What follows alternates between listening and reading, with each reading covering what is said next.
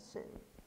Solon has been as a municipality has been accused of being a standalone, but then again, more and more in the past few months, the mayor has been reaching out and trying to partner with neighboring communities on projects.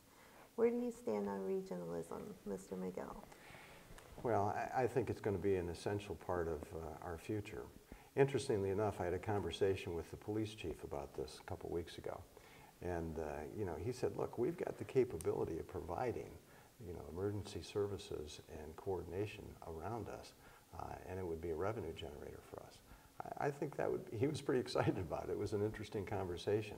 But there are other areas where I think we can partner with other communities to do things that are a benefit to all of us. You know, one of the interesting things that happened was we got rid of our tax department and brought in Rita.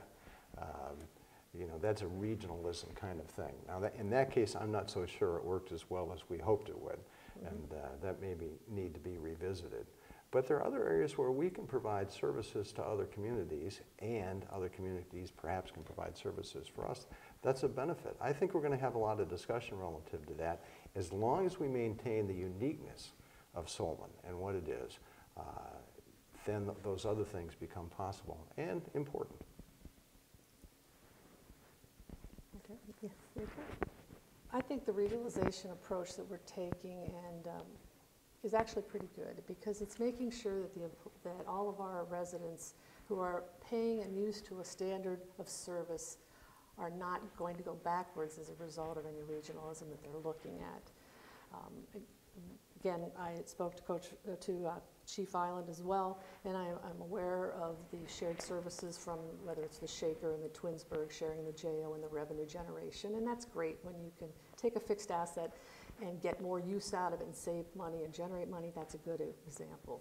The dispatch center, I know they've looked at one that didn't have the best opportunity for our residents. If at the end of it all, we don't get better service for it, and we get one vote, and we are the gorilla in the room, we have the big percentage of the volume, is it in our residents' best interest to join together now with a bunch of smaller cities that would each get the same vote as us in developing the management of a common dispatch center?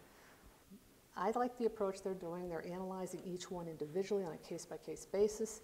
And as we get ready to get more to the state approach of minimizing the number of entities that actually do those things, this will allow us to pick and choose the one that's best for our residents. We're used to quality service. And I think the approach they're doing is excellent.